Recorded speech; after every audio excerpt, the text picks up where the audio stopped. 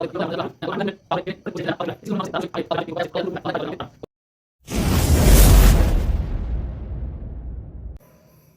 কোটি মানুষের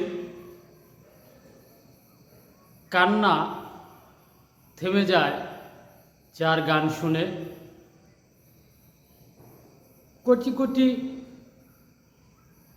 মানুষের দুঃখ হৃদয়ে স্পর্শ করা হৃদয়গুলো হাসি খুশিভাবে আবার সচ্ছল হয়ে যায় যার গানে।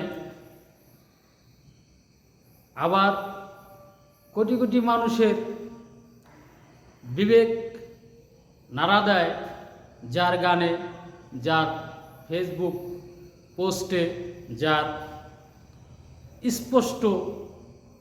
স্পষ্টবাদী ভাষার কারণে। আবার কোটি কোটি ভক্তের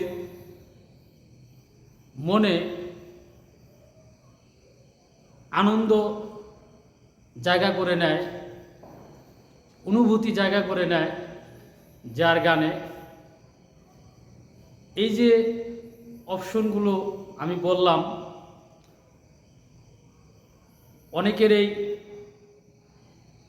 অনেকেরই মনে নাড়া দিয়ে গেছে যে আমি কার কথা বলছি। সে আর কেউ নয়, আমাদের প্রিয় বস, বাংলা গানের যুবরাজ আসিফ আকবর। শুধু তাই নয়, 2026 সালে সে কিন্তু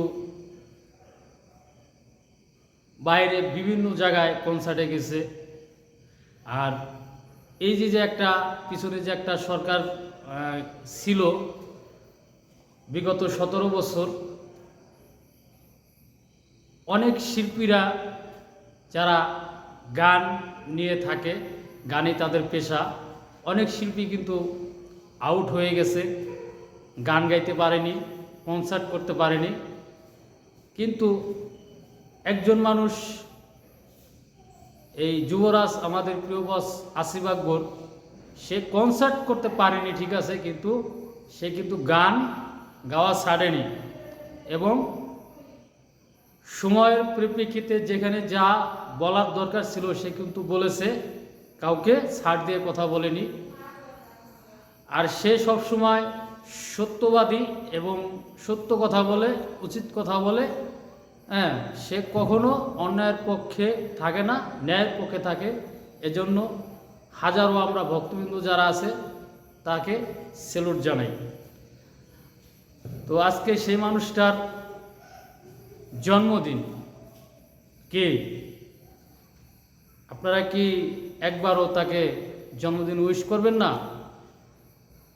অবশ্যই করবেন। যারা মন থেকে আসিফ আকবরকে ভালোবাসেন, আসিফ আকবরের গান শুনেন, আসিফ আকবরের ব্যক্তি জীবন পছন্দ করেন, তারা অবশ্যই তাকে জন্মদিনে উইশ করবেন। আমি 2024 সালে তাকে জন্মদিনে উইশ করেছিলাম আমার এই ইউটিউব চ্যানেলের মাধ্যমে। তো 2025-এ আমার সুযোগ হয়নি, তাই পারিনি, বড় কষ্ট নিয়ে এতদিন কাটছে। যাই হোক, আজকে তার জন্মদিন উপলক্ষে একটা কথা বলতে চাই।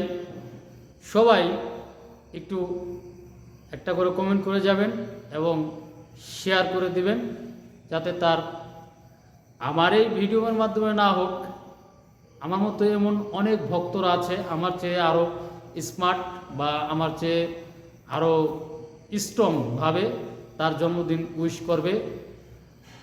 এমন শত শত ইউটিউবার আছে তার জন্মদিন উইশ করবে।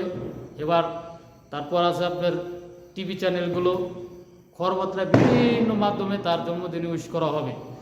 তো সেই জায়গা থেকে আমি কিন্তু একবারে ছোট ক্ষুদ্র, আমি না জানালেও পারতাম, কিন্তু আমার বিষয়টা হচ্ছে আমি গান যখন থেকে ভালোবাসি, গান যখন থেকে শুনি, শুরুটাই ছিল বস আসিফ আকবরের গান দিয়ে।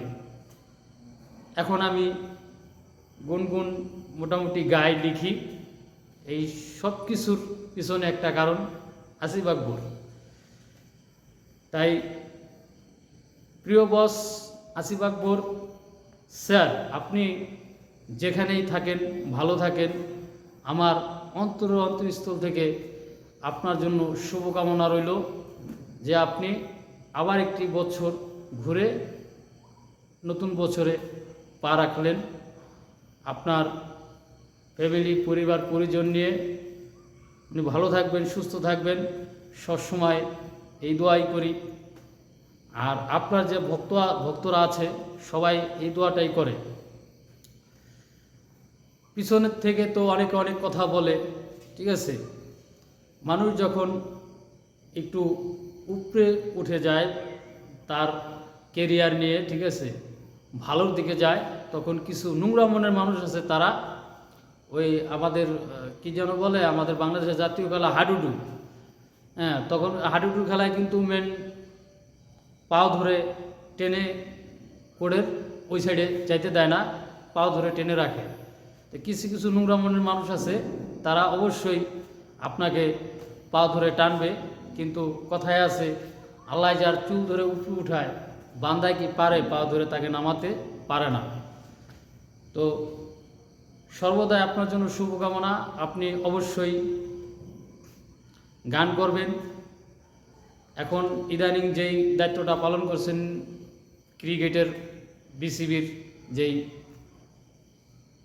পদটা আপনি পরিচালনা করছেন, তার জন্য শুভকামনা রইল। এবং বছরগুলো নতুন বছরে পা রাখার জন্য আরও বেশি বেশি শুভকামনা রইল। এবং আপনি এবছরে একটা গান দিয়েছেন ভুল।